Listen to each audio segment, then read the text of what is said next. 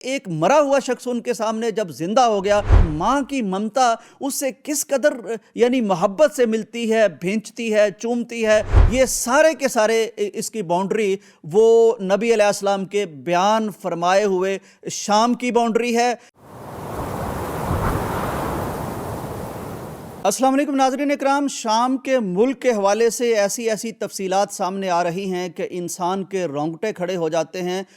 اس سے پہلے کہ میں آپ کے سامنے نبی علیہ السلام کی احادیث مبارکہ سے وہ انکشافات آپ کے سامنے رکھوں، وہ ڈیٹیلز آپ کے سامنے رکھوں جو قیامت کے متعلق نبی علیہ السلام نے اس ملک شام کے متعلق ارشاد فرما رکھی ہیں، وہ خاص باتیں، لیکن چند اپڈیٹس آپ کے ساتھ شیئر کرتے ہیں۔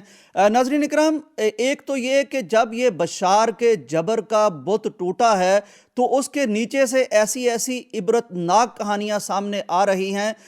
ایک شخص یہاں اس کی ویڈیو بھی سامنے آئی جو کہتا ہے کہ انا مسیحی، میں عرب ہوں لیکن میں عیسائی ہوں، لیکن بشار کا جو ظلم تھا آج اس کو ٹوٹتا ہوا دیکھ کر، اس کی ہیبت کو دلوں سے نکلتا ہوا دیکھ کر میرا دل چاہتا ہے کہ میں مسلمان ہو جاؤں۔ چنانچہ وہ بتاتے ہوئے کہ میں ایک عیسائی تھا، وہ کلمہ شہادت کا اقرار کرتا ہے، اشہد ان لا الہ الا اللہ و اشہد ان محمدً عبدہ و رسولہ پڑھ کے وہ شخص مسلمان ہو جاتا ہے۔ یعنی اس قدر سرکش آدمی تھا، اس کی اس قدر دلوں پر ہیبت تھی، اس ہیبت کا ٹوٹنا ہی لوگوں کے لیے ایمان لانے کا اور مسلمان ہونے کا باعث بن رہا ہے۔ ناظرین، اس طرح کے واقعات بھی سامنے آئے ہیں۔ مثلاً ایک خاتون کا بھائی ایک زمانہ پہلے جس کو اٹھا کے اس جیل میں پھینک دیا گیا تھا اور انہوں نے صبر شکر کر لیا تھا کہ ہمارا بھائی زندہ نہیں ہے، ان کو فون پر جب یہ اطلاع دی گئی کہ آپ کا بھائی زندہ ہے تو گویا کہ ایک مرا ہوا شخص ان کے سامنے جب زندہ ہو گیا تو ان کی کیفیت عجیب بنی، بے ساختہ ان کے جو کیفیات بنی وہ بھی آپ اس ویڈیو میں دیکھ سکتے ہیں۔ ایک خاتون ہے، بوڑھی والدہ، ان کا جوان بیٹا وہ قید میں چلا گیا تھا، 10 سال سے ماں کی آنکھوں نے اپنے بیٹے کے چہرے کو نہیں دیکھا تھا۔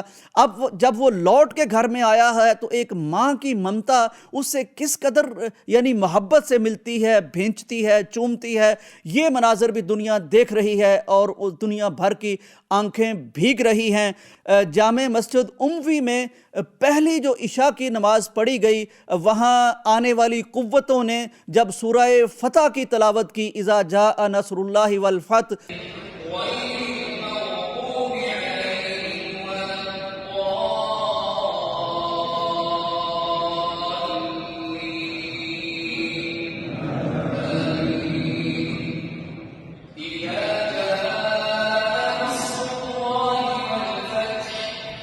یہ منظر بھی ایک عجیب منظر تھا، اس نے بھی دیکھنے والوں کو، سننے والوں کو ایک عجیب کیفیت سے اور لذت ایمانی سے ہمکنار کر دیا۔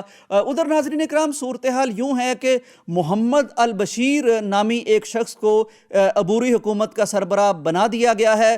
یہ قانون بھی پڑھے ہوئے ہیں اور الیکٹریکل انجینئر بھی ہیں، ان کا بڑا اچھا ایک نام ہے، مقام ہے اور کام ہے، پہلے حکومت میں یہ بنا دیے گئے ہیں۔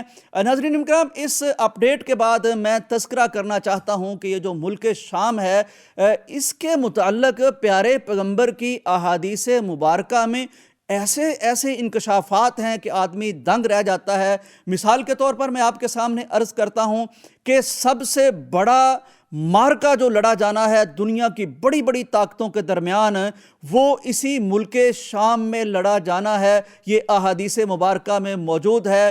اور پھر یہ وہ خطہ ہے جس میں یعنی دمشق جو اس کا شہر ہے، اس کا ایک مشرقی منارہ ہوگا، اس منارے سے حضرت عیسیٰ علیہ السلام جو زندہ اللہ تبارک و تعالیٰ نے آسمانوں کی طرف اٹھا لیے تھے تو وہ اسی شام کے منارے پر نزول فرمائیں گے، وہ یہیں اتریں گے۔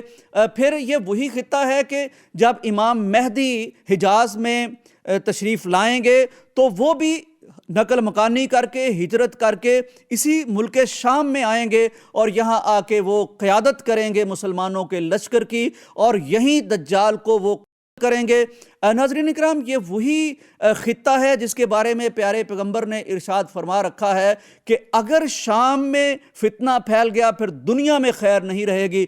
ये भी नबी अलैहिस्सलाम की हदीस मुबारक इसी खित्ते के मुतल्लिक़ मौजूद है। आपने इस खित्ते के लिए ख़ास तौर पर बरकत की दुआ फरमाई है। फरमाया अल्लाहुम्मा बारिक लना फ़ी शामिना, अल्लाहुम्मा बारिक लना फ़ी यमनिना।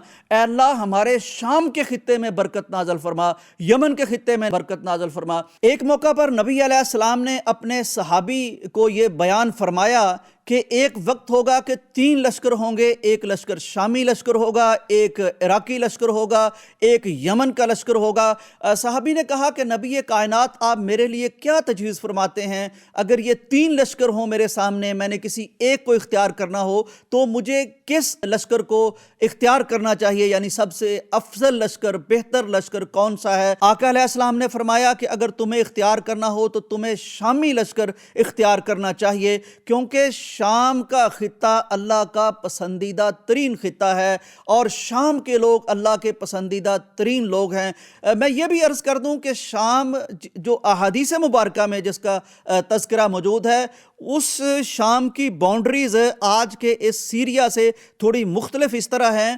कि शाम का खित्ता आज का जो उर्दन है, आज का जो बैतुल मक़दस का खित्ता है, आज का जो लबनान का खित्ता है और आज के सीरिया का जो खित्ता है, ये सारे के सारे इसकी बाउंड्री वो नबी अलैहिस्सलाम के बयान फरमाए हुए शाम की बाउंड्री है। ये पूरे का पूरा खित्ता बरकतों वाला खित्ता है। इस खित्ते के मतलब कुरान में बेशुमार आयतें हैं, वत्तीन वज़्ज़ैतून व तूरी सीनीन। मुफस्सिरीन बयान करते हैं कि वत्तीन वज़्ज़ैतून से मुराद ये सरजमीन यानी शाम की सरजमीन है। फिर आप अंदाज़ा कीजिए कि ये वही सरजमीन शाम है जहाँ मुसलमानों का किबला अव्वल मौजूद है। ये वही मुल्क शाम है जहाँ बेशुमार अंबिया इकराम आए, यहाँ मौजूद रहे और ये इलाका उनके नूर से, उनकी दावत से, तबलीग से मुनव्वर होता रहा। नाज़रीन इकराम, शाम वही खित्ता है जिसके हिम्स में मुसलमानों के सबसे बड़े सिपा सलार हज़रत खालिद बिन वलीद का मरकद मुबारक मौजूद है। नबी कायनात ने फरमाया कि एक वक्त आएगा कि शाम के अहले ईमान से बढ़कर ईमान वाले दुनिया में मौजूद नहीं होंगे। ये भी आपने इरशाद फरमाया कि एक हिजरत शाम की तरफ होगी। ये भी आप गौर कीजिए कि शाम की अहमियत ये है, अहादीस में मौजूद है कि इसी खित्ते में यानी क़यामत से पहले हम जिसको कहते हैं ना कि हशर और नशर होना, यानी सारी मखलूक़ात ने इकट्ठे होना है। नाज़रीन इकराम, इसी शाम से मुतल्लिक़ नबी कायनात के कुछ और भी फ़रामीन मुबारका है। ख़ास तौर पर जो शुरू में मैंने कहा था कि क़यामत से पहले यहाँ कौन से वाक़यात पेश आने हैं। कुछ लोग तो आज भी इशारा करते हैं कि ये जो भी सूरत हाल बन रही होती है तो उसमें नबी अलैहिस्सलाम की पेशगोई के मुताबिक हालात बन रहे होते हैं, शायद उस तरफ चीज़ें जा रही हैं। अल मलहमतुल कुबरा यानी दुनिया की सबसे बड़ी जंग जो होनी है, ये जंग अज़ीम अव्वल दोम तो दुनिया भूल जाएगी। जो वो वाली जंग होनी है उसकी तफसीलात, उसके इंकशाफात, उसकी डिटेल्स जो नबी अलैहिस्सलाम ने बयान फरमाई है। ये सिलसिला अगर आपको पसंद आता है और आप जानना चाहते हैं, क्योंकि इस वक्त शाम के हालात, शाम के अवाम और शाम की तफसीलात से बहुत दिलचस्पी पैदा हो चुकी है, लोगों को जानना चाहते हैं, तो अगर आपकी दिलचस्पी होगी और आप कमेंट्स में बताएंगे तो इंशाल्लाह मैं मज़ीद नबी अलैहिस्सलाम की अहादीस मुबारका से वो डिटेल्स और तफसीलात आपके सामने रख दूँगा। फ़िल वक्त इजाज़त दीजिए। अल्लाह हाफ़िज़।